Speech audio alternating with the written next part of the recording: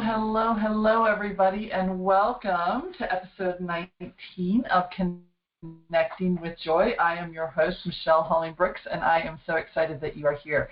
If you are new to this podcast of Connecting with Joy, we are kind of like a hybrid podcast, a monthly podcast, and also a community area in which we are here to help support you with cultivating the practices and the pathways and coming up with those ideas of how to help us connect with the state of joy kind of no matter what is going on. And I love Sharon Salzberg's definition of happiness. It is that overall we feel that within us that we have the ability to resource that which we need to surf kind of life's ups and downs, that we feel that kind of security within us that somehow, some way, we're going to be able to attend to whatever is present for us. And I like to expand that a little bit when it comes to the frequency of joy, because life does have ups and downs, and it does have moments where we are feeling full of exhilaration and bliss and beauty, and then there are those moments, let's face it, that just feel like blood, sweat, and tears, and we are enduring. And a lot of healing and personal growth and spiritual growth work is definitely can feel like that at times. We can feel cocooned and isolated and kind of really cut off from that, quote, frequency of joy. But what helps us stay connected with this, what allows us to bring that smile to our face and to not do what I call like just the Pollyanna effect of just push it to the side, oh, everything's gumdrops and roses, but really underneath we're not feeling that, is that sense of what Sharon was talking about, that we overall have faith and trust and belief in our own abilities to resource either internally or externally by working through our guidance system, through our connection to our soul and the divine, and also then that guidance system is there to help support us in either finding those resources outside, the universe bringing them in through those synchronistic situations and points of view, to a song coming on the radio that helps us break us out of a funk that we're in and get us into another one, that somehow, some way we know that what we need to surf life's ups and downs is going to be there. And that is what allows us to be in joy while also going on that surf of up and down. So that's what this podcast is all about. It is here to help give you different practices, different kind of points of view on the fence post, so to speak, to help you cultivate those pathways within you. So this month, I am actually really excited. I am your guest. Hello. If you don't know too much about me, if you're coming kind of new and you haven't been one of my clients working with me, I would love to share with you, and even if you are one of my clients, maybe a side that you haven't seen through the healing work or in there. I doubt that, but maybe you haven't. So I want to introduce myself a little differently than I typically do. I really like to consider myself like a practical boots on the ground mystic. It's about taking those big mystical truths and laws, that connection, that union with the divine that I've cultivated within inside of me, and bringing that forward into my everyday life. It is about allowing that union, that drive that I have to really say how much of my soul's life, how much of what the divine gave me in that spark, that place of my incarnation that said, hey, this is the frequency that we need you to bring to Earth School. You know, how much of that soul can I activate, embody, and then interact with in my everyday life, in the little moments from washing dishes to playing with my girls to working with my clients, and anything and everything in between, driving the car. And can I show up in that with that frequency on board that offers that illumination, that spark, that remembrance for the other? So the other big part of my archetypal backpack that I have really come to know is the teacher within me, and what I like to call, instead of the healer, because the healer implies that I do that to you, and I don't believe that's how healing works. I think you have to activate that healing power within you, so I like to call it like the healer guide. those three things are a huge part of my backpack, that mystic, that teacher, and that healing guide. And so it is through that I have like excavated and done that seeker's journey of really trying to like learn and understand all of the different wisdom traditions that I could kind of come into, really feeling into and embodying and doing my own sacred remembrance work through the different healing arts, and also mixing that with the modern day best practices of neuroscience, neurobiology, and trauma work, attachment work, like putting all of these things together so that I could help myself, first off, learn how to feel a felt sense of wholeness and wellness, and then eventually really activating me to like, I want that soul part of me, that true essence of who I am, to no longer be an interior journey. I want to feel how I can embody it to the point where it's interacting with my exterior world. And that drive over the last 20 years has been a massive part of what I do, why I created Unbridled Change, and why then ultimately I've created the different programs within Unbridled Change and Connecting with Joy, this beautiful membership community and monthly podcast that's here to support you. Okay, so that's my introduction. And this month's topic, what we're going to be exploring is really what is a contemplation and reflection practice, and how is that something that you can really harness the power of to do just what I was talking about, to switch from like, okay, I'm learning these skills, I'm having a meditation moment, I'm having this beautiful, amazing experience in this meditation, guided meditation, personal journey, whatever you want to call it, and how do I then, like, I'm walking down the street, I lose it 2.5 seconds later. It's like totally gone. All that bliss, all that like awe, all that connection to joy. And really what I have found is when I made the shift to allowing this contemplation practice to also involve this missing link that we're going to talk about right here, and that is action. It is allowing that contemplation to come in, to go deep into all those different places, and then help inform what actions, what thought patterns, behavior patterns are in alignment with that truth that I discovered during that practice, and allowing that to come forward and actually then practically bringing that into my everyday life, into moments. And so throughout today, we're going to kind of talk about what that umbrella is of these practices that we keep talking about, that I've had different guest speakers on over the last 2 years talking about. And I also have for you guys for a free gift, it is a 21 days of meditation and contemplation prompts that will kind of help kind of jumpstart you if you want to add in or expand your practice into a little bit more of that contemplation and reflection, so that you can bring forward alignment with you into your action. So that's what we're going to be talking about this month. So let's take a pause button. And I want to walk you in through, just like I usually do with all my guests, like how did I walk through this, I guess it's like a rainbow.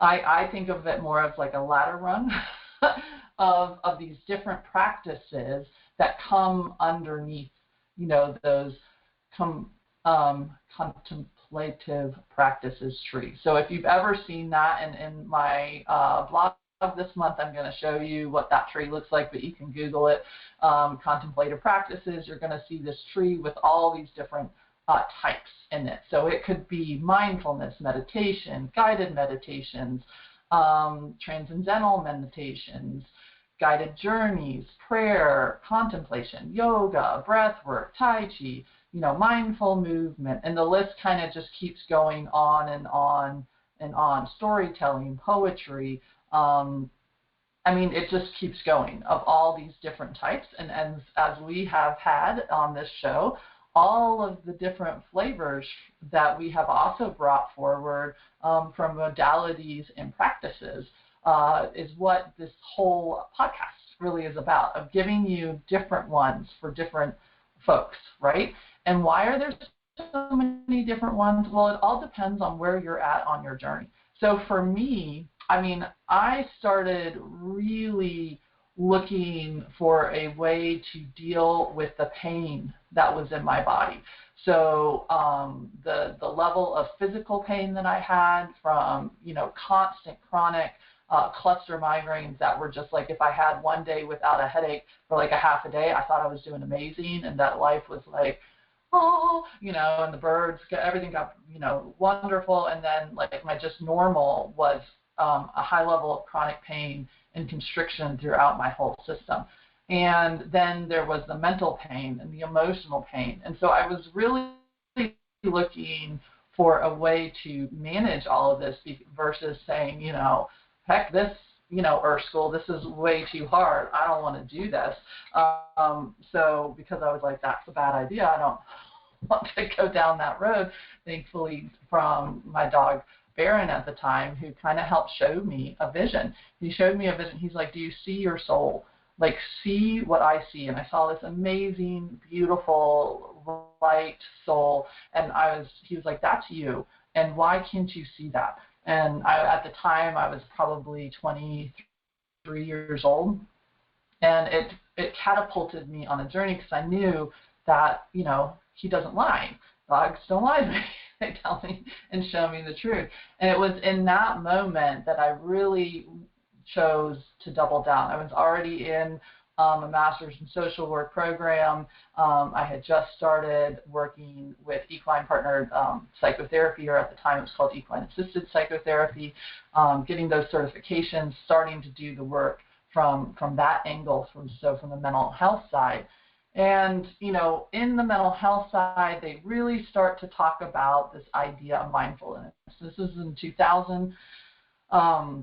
And wow, that sounds like I'm going so far back, but it really was an emerging field at that time. And what mindfulness does is it takes a secular approach, so a non-religious approach to what the skills that happen, the byproduct that happened in a meditation state and meditation practice, took the religious tones and traditions out of it and said, okay, what is happening in the neurobiology of a person with this? What is coming online? What is healing? What is not healing? And because I had already had a thing in my body due from the physical impairments that happened to me from when I was really sick and in that coma, and the damage that happened in my body, my brain healed in a way that should not have done. So I was always really keen on this idea that the body can heal that which supposedly can't be healed, because all the medical jargon said I shouldn't be doing literally what I was doing, let alone have the resiliency in my mental body that I had, let alone having the somewhat coherence in my emotional body, and my physical body should literally not be moving anymore. But it did. It did all of those things. So I really always wanted to search into the science to see, to validate, okay, how did this happen? Because it can't just be that this is like a random thing that happened just for me. This has to be replicable, because I really do believe that none of us, we're all special in our own unique way, so therefore none of us are special. And some of us just develop certain things over others. And so we can all learn how to do this and how to heal, because we're built this way. So mindfulness takes that idea of what is the byproduct of those meditative practices, takes all the religion out of it and says, okay, it's basically a mind management tool. It tells your brain, because we have, and especially modern day, we're pretty strung out. We're all over the place. We are responding with an adrenal stress response to everything, to our phone beeping, to this, to that. And so our bodies were not designed for that. Our adrenals were not designed to flare over and over and over multiple times a day, kicking us into fight, flight, or freeze within our nervous system. And so our system legitimately has not caught up to, quote, the stressors that we're putting on it. And so most people come to mindfulness through that door. And that was the same door that I came through. it was through that idea, like, okay, there's way too much stress in my body. There's way too much pain in here. If I don't figure a way to like numb this out and not like tune into that, then I'm going to go cray-cray even more than probably I already was, and I'm not going to get anything done. I'm going to be sitting in the corner rocking.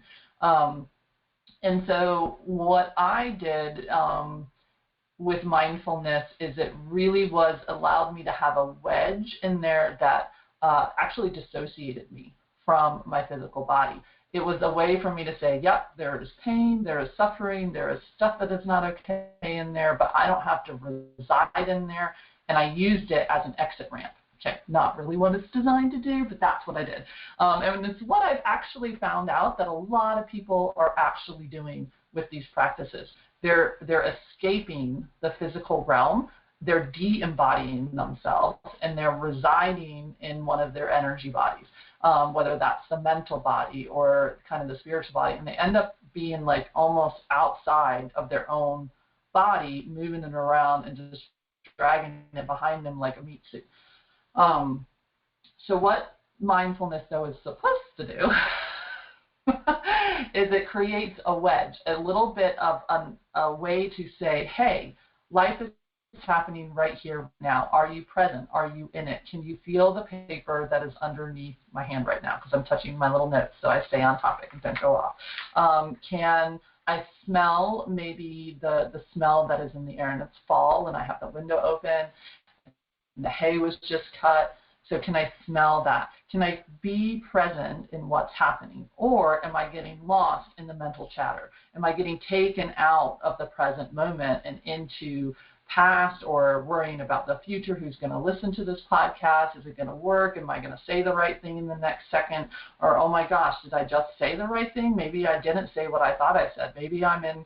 And that mental chatter just keeps going and going and going and going. And it's just a byproduct of the way that we're running on so many different levels right now in our current existence. So mindfulness practices came on board to help deal with that big, huge, all-catching word, stress. When stress is not an inherently bad thing, it is our relationship with stress that makes it not okay for our system. And mindfulness was like an antidote to that. It was like a prescription. And literally, it is now a prescription. You go into a doctor's office, you say they do some tests. They were like, you know what? There's not like a smoking gun as to what this is. I think this is stress in your body. I really suggest you go download Om or Breathing Space and start to learn how to do some of those mindfulness things. Well, what's happening in there? You're getting a wedge that brings you into the present moment and allows your biology to like calm down, come back into some coherence, and so that the toxic hormone bundles in your system of fight, flight, and freeze turn off, and you turn on the happy hormone bundle. And that allows you to then, in theory, be present and in for what you're doing in that moment. It gives you the ability to come off of autopilot and actually then respond to what's happening. And that's what the mental health field has really done with mindfulness. So one camp is all that physical body. The other camp that the mental health field really kind of grabbed hold of it is they use it as a wedge of awareness, as a wedge to kind of put in there that says, hey, you're running off of some old tapes. You're not even present and responding to what's actually in front of you. You're responding based off of the mental chatter that might be from 5 years ago, from a wound that's trying to be healed, or a fear of what's going to happen 5 years from now if this relationship keeps going.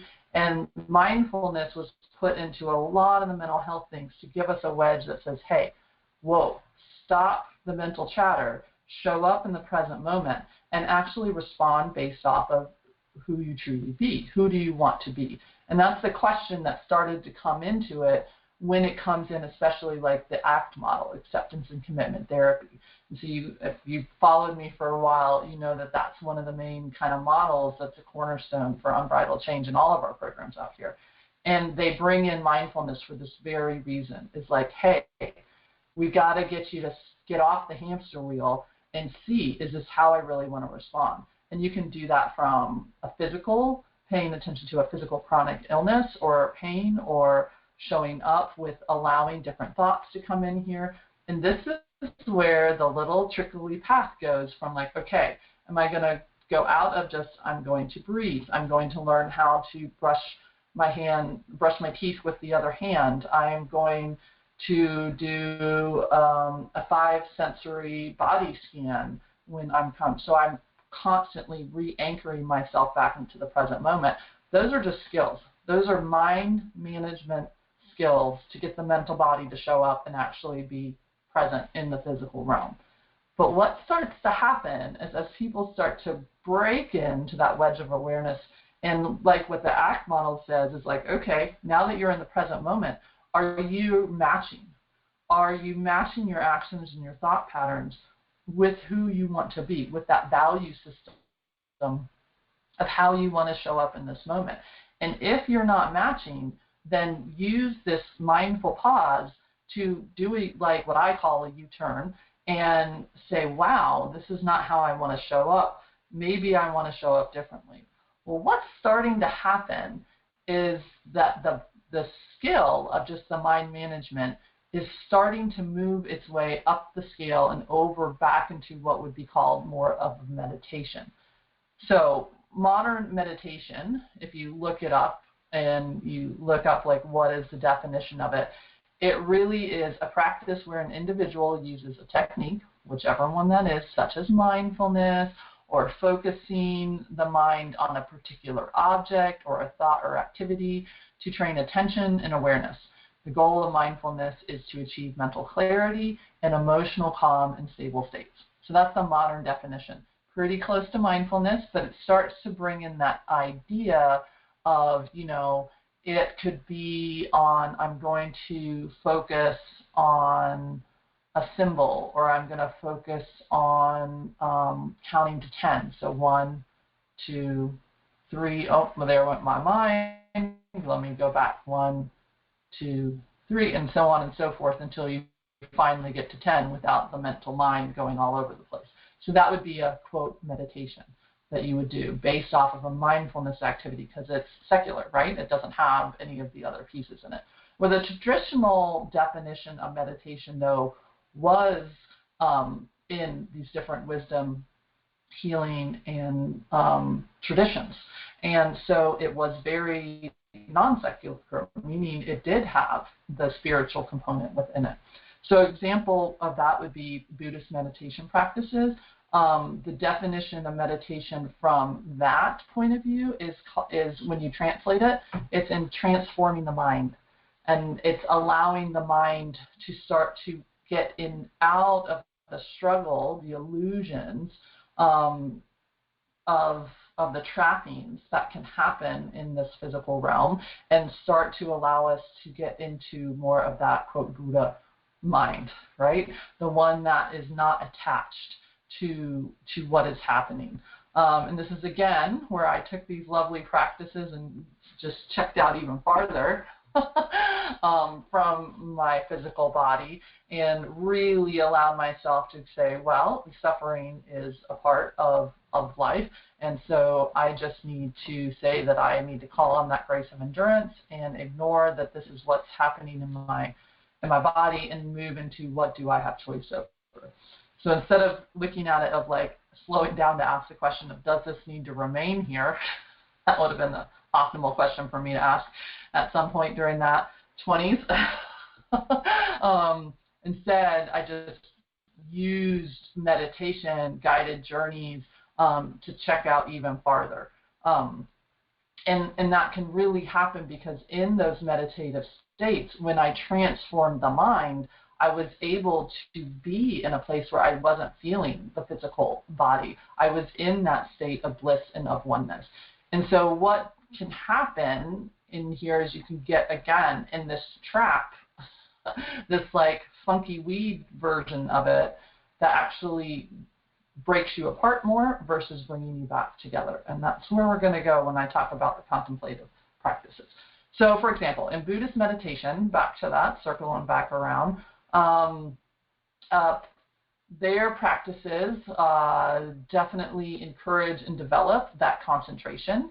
It's definitely working on the mind management, the clarity, the but it starts to mix in some idea of emotional positivity. It starts to mix in that through that clarity that you can see the true nature of things, and that by engaging in particular meditative practices that are traditionally given to you through a mentor or a master, that you're able to start to transcend, break free from the patterns and habits of the mind of just what it wants to do.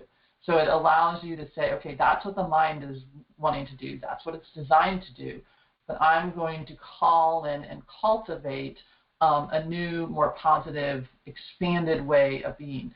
And the person might be then instructed to work with one practice for many years to allow it to really nourish and focus and transcend that state of mind into deeper and deeper states of profound peace.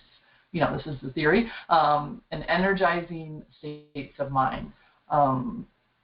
And so that really does lead to a transformative effect. And then through the years of practicing with that practice, a new understanding of how to interact with life comes forward. And that's the, quote, state of enlightenment that ultimately that particular tradition is working for. Two of the main types of traditional Buddhist meditations that I have come across, that you will find them and other things, is that meditations around breath work, really allowing that control of the breath and using the breath as the invitation to override the mind. And now with neurobiology, we know what that breath is doing is it's stimulating that vagal nerve. It's allowing that vagal nerve to come into tone and bringing you out of fight, flight, or freeze and into those parasympathetics. So out of that sympathetic response, bringing you into the parasympathetics, and then by doing that, you have more blood in your brain, and your brain has more capacity. So you can see why meditation can easily get brought down into mindfulness, but what makes the difference is what you're trying to accomplish with it. The other big, huge one, because of people like Sharon Salzberg, is the metta meditations. And so that's the loving kindness.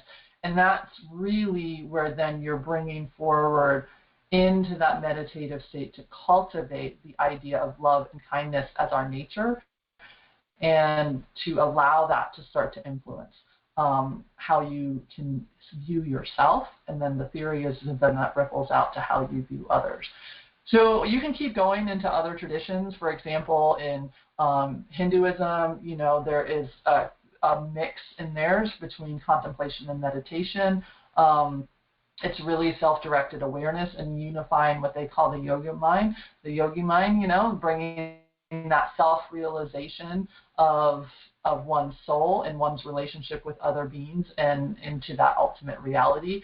Then you have even Vedic meditations from that tradition, from the Ayurveda principles and practices, where unlike some of the Buddhist ones that do kind of include some chanting and words, the Vedic ones are not in word form. They typically are more in seed sounds and chanting of a mantra that are then used with that repetitive frequency and vibration. When you chant that comes through and does the same thing in your nervous system. It calms it down, it settles the mind, and it then, and there, depending on what chant it is you're doing, opens you up to different frequencies within the mind. So that you can then, too, cultivate a calm and a deep focus of becoming part of that clear and insightful way. So then you can even go into the Christian meditation, where you can take a prayer or a scripture reading, and you can pick up a small phrase and chant that or repeat that, or you sit in silence with it after you do that. And that even starts to open us up more into the idea of the modern contemplation practice. And for me, I know that as I was walking through these different stages, these different expressions of the practices, that what I started to realize is that I was checking out. I was doing the exact opposite of what if the underlying principle of these is ideally to get you back into the body. But I was doing the opposite. Why? Because my body felt so hostile, for lack of a better word. It was doing well. I had an amazing amount of endurance, and I had the ability to kind of push through everything. But it was fighting back. It was starting to say, "Hey, Michelle, you are not paying attention to me." And then in my 30s, just the wheels came off. I mean, my heart was like totally out of control. Had, a couple heart attacks and like a couple other things. And one of my amazing doctors was like, "Michelle, hey, you're the most healthy person I've ever met. Have you ever had a day without pain?"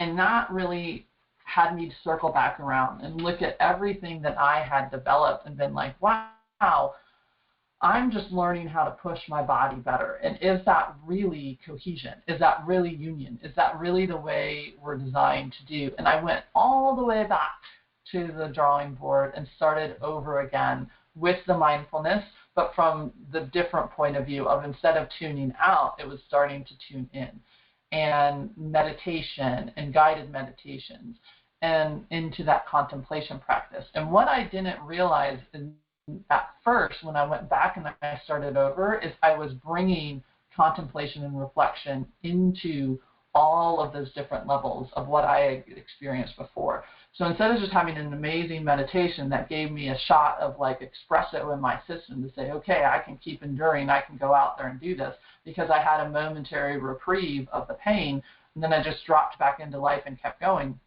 It was, what is that pain?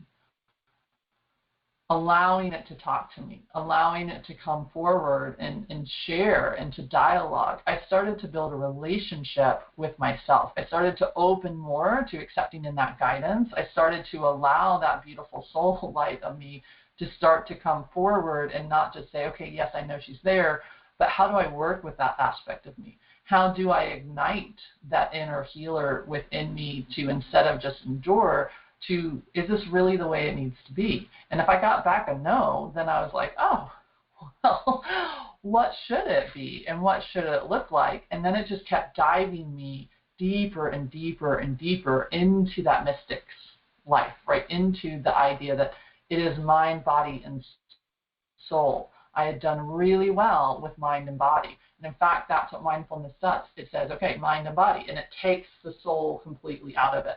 Meditation, in most parts, it kind of likes the idea of spirit, but it doesn't want to put the soul word in there. And contemplation, what I view that does is it allows you, no matter where you bring it, it allows the soul, it allows the divine to actually have a conversation with us, to actually drop into allowing that to be with us. And what will start to happen in a contemplation practice is when you drop in, and let's say you take a phrase. And I'm going to read one for you right now, because this is kind of the idea of how it works. This is coming from Mother Teresa's Meditations from a Simple Path.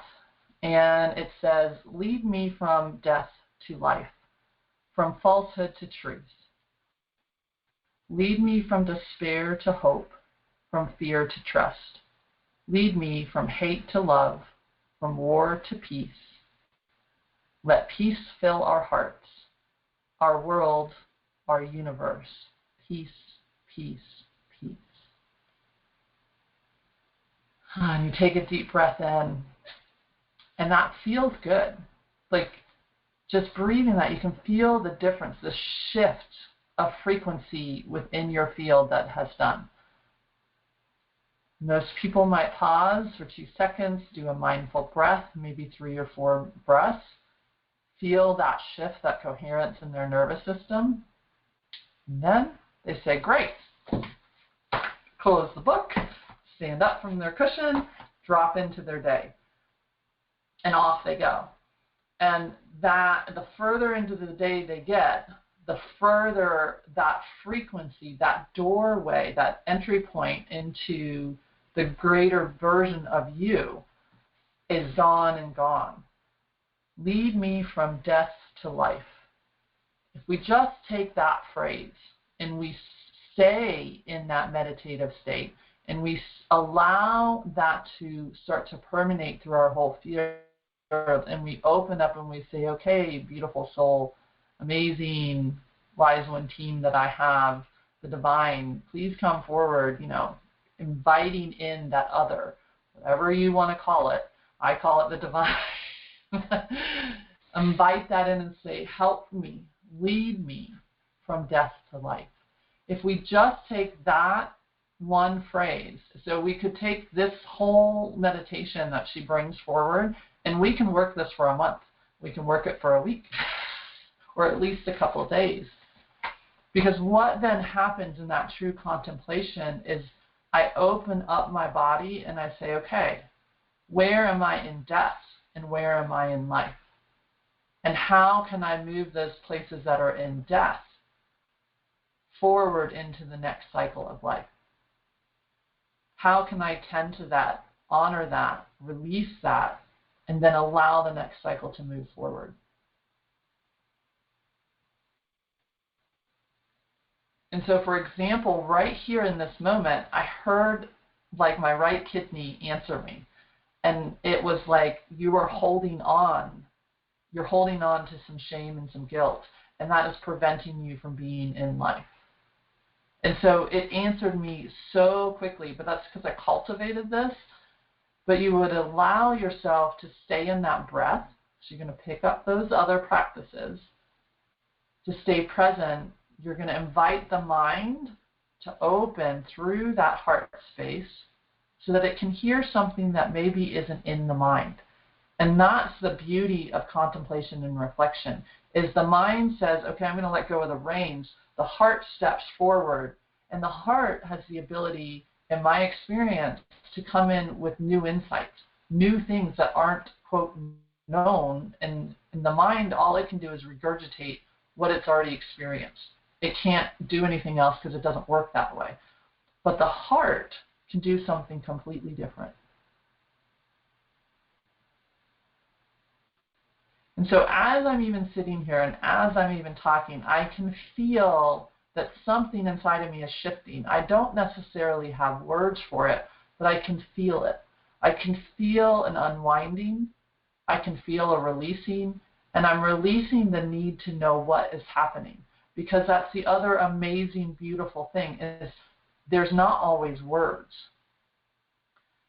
So if the words were present, I would be writing them down in my journal. I would be allowing them to reflect. And then what I would do as I close down that contemplative practice and I get to stand up from my cushion or come back from that mindful walk and drop into life, is I allow that phrase to be with me throughout the day. Lead me from death to life. And I know that throughout the day, the universe is going to be working like a beautiful, amazing tapestry, showing me where there is stagnation stuck in that death, grief cycle, and where there is a life cycle, and where the gap is in between. If I allow that phrase to come with me, to come off that cushion and walk with me throughout the day, then I allow that prayer, that beautiful doorway of that poem, that scripture, that seed sound, whatever it is that you bring into that jumping point, to keep informing you. So having the skills of mindfulness on board are super important. I have to know how to do a body scan. I have to know how I have to have that wedge of awareness where my brain doesn't go all over the place. Or if it does go all over the place, I can notice it and go, wow, what's up with that? There is some part of me really working hard to keep me out of this awareness. And then that becomes, I take that side trail and I say, okay, part that's really getting activated, really nervous about me stepping into this awareness that's going to come forward from this contemplation and opening up to this dialogue and relationship with the divine and having it work with me and inform me. Man, it's not going to like it because, if I allow myself to be led from death to life, I'm going to actually have to change something. I'm going to have to let go of my attachment to ... And I'm going to have to hop over here and move into my next cycle. And if I do that, maybe that threatens my sense of security. Maybe that threatens my sense of who I am as a person, right? And so can I take a deep breath and let that go? So for example, in my kidney, what I can feel now is that shame and that guilt is around like, who am I? Who am I to be teaching contemplation and meditation? I'm not a theologian. I'm not a Buddhist monk. I have a mindfulness and meditation certification and training, so I can claim that. But who am I to start to talk about contemplation and mystics and da-da-da? That's the death that needs to happen. That whole persona that says, because I'm not this, I can't do that. That part of me is choking off the life of who I am and who I can express myself and how I can be of service, of joyful service to others. And so can I allow that peace, which I know what it's trying to do, it's trying to help me, it's trying to protect me. Can I honor it? Can I love it and say, thank you, I hear you, and I release my attachment to you? Can I allow that ego death to come forward, right? And can I step into vulnerability even more? I've already done some step of it, or I wouldn't be recording this podcast right now. But can I allow it to go even deeper to where I really release that attachment to that am I? Who are you? I'm me. I'm showing up. I'm sharing my experiences, this practical version of how to take these things that we are taught all the time and bring them into motion so that I can free up my life and like live it fully, right? I can actually be in the driver's seat versus this little part of me. And what I feel right now is a release in the back. And it's driving into that second chakra, that I'm not going to betray my soul, myself, and what I'm here to be doing, both within myself and offering it to a community, right? Can I bring that forward? And each of us has our own version of this. So what I would then suggest is that you keep going, and each day, like I said, from falsehood to truth. Well, I just kind of did that, right? But I would then allow that one to permeate through. Lead me from despair to hope. And each one of those I would give an opportunity to have that dialogue with. From fear to trust. Lead me from hate to love, from war to peace. Let peace fill our hearts, our world, our universe. Peace, peace, peace.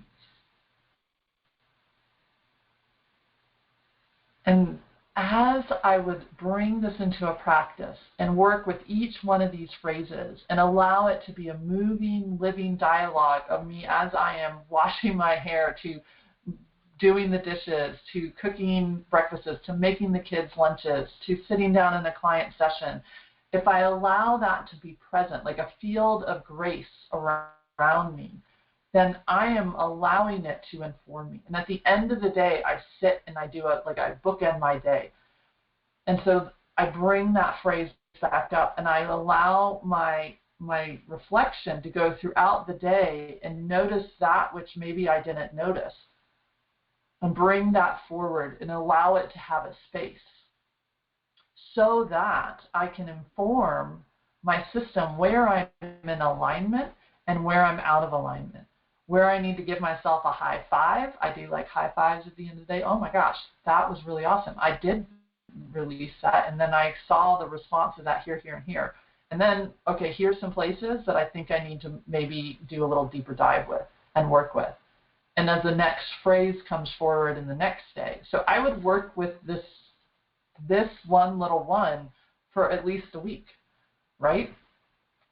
And so what I've done is I've given you 21 of these different prompts. I've gone forward through different traditions, so from like the Reiki principles to some secular versions, so into the Four Agreements, mixed in with some of the ones from the different traditions. Like I have another one from Mother Teresa in there, and mixed with my own channeled kind of messages. When I sat down and I prepared this, it was like, what from the heart space wants to come forward for the people that I envision are going to be listening to that, I ask Spirit to work with me and say, okay, what healing prayer needs to come forward?